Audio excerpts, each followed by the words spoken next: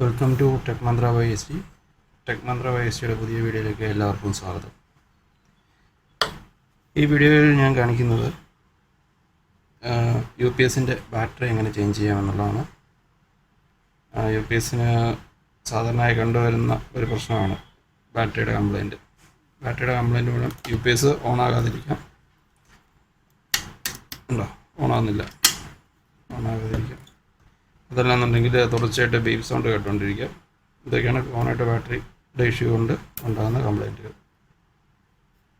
അപ്പം ഇത് ഒരുമാതിരിപ്പെട്ട എല്ലാവർക്കും തന്നെ അറിയാവുന്നതായിരിക്കും എങ്ങനെ മാറാമെന്നുള്ളത്. ഇത് ബാറ്ററി എങ്ങനെ മാറാമെന്നുള്ളത് അറിയത്തില്ലാത്തവർക്ക് വേണ്ടിയിട്ടുള്ള ഒരു വീഡിയോ ആണ്.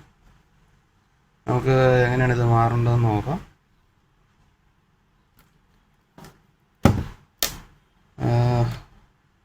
എല്ലാ ബ്രാൻഡുകളിലെയും തന്നെ UPSകൾ ഏകദേശം ഒരേ മോഡൽ തന്നെയായിരിക്കും. അപൂർവം ചിലത് മാത്രമേ മാറ്റമായിട്ടുള്ളൂ. അത് ചെയ്യേണ്ടതെന്ന് വെച്ച് കഴിഞ്ഞാൽ ഇതിൽ 4 സ്ക്രൂസ് ഇതിൻ്റെ അടിയിലുണ്ട്. ഈ 4 സ്ക്രൂസ് അഴിക്കുക എന്നുള്ളതാണ് ആദ്യം.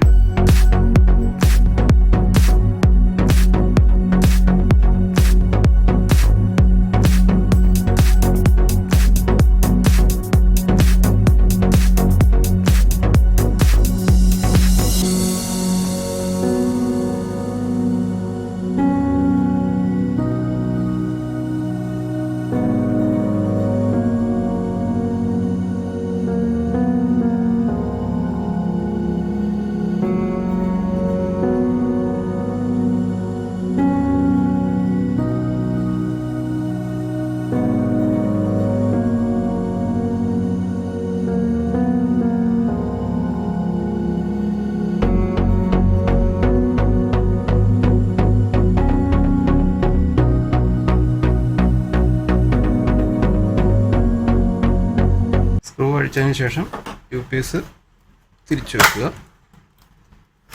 തിരിച്ചു വെച്ചിട്ട് ഇതിൻ്റെ ബോഡിയിൽ പതിയെ മുകളിലേക്ക് ഊരിയെടുക്കാവുന്നതാണ്. ഊരിയെടുത്ത് സൈഡിലേക്ക് വെക്കുക. സൈഡിലേക്ക് വെച്ച് കഴിഞ്ഞാൽ ഇതാണ് ബാറ്ററി. ഇതിൽ 2 കണക്ഷൻസ് വന്നിട്ടുണ്ടാവും. ഇത് വലിച്ചു കഴിഞ്ഞാൽ ഇങ്ങ് ഊരിപ്പോരുന്ന ടൈപ്പാണ്.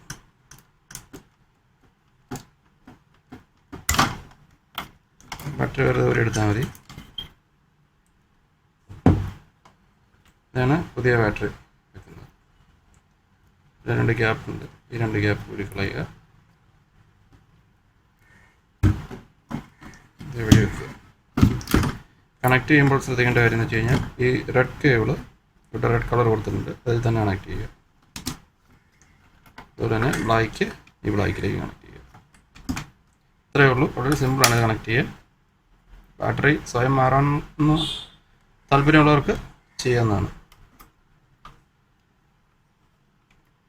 മെഷീൻ ക്ലോസ് ചെയ്യുമ്പോൾ ഇതിൻ്റെ സൈഡുകൾ ശ്രദ്ധിക്കുക. കറക്റ്റായിട്ട് ലോക്ക് വീഴുന്നുണ്ടോ എന്നുള്ളത് നോക്കി.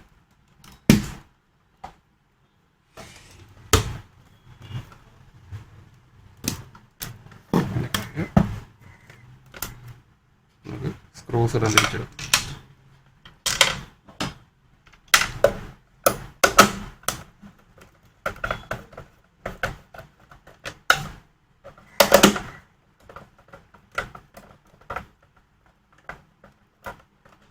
ബാറ്ററി കംപ്ലൈൻ്റ് ആണെന്ന് തോന്നുകയാണെങ്കിൽ നമുക്ക് തന്നെ ബാറ്ററി മാറാവുന്നതേ ഉള്ളൂ.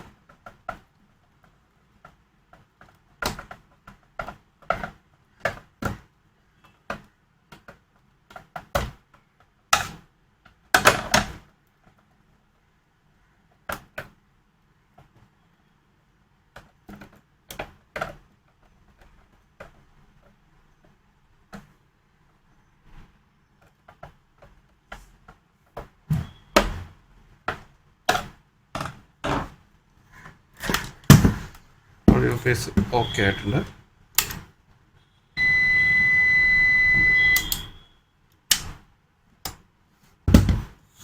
Okay, thank you.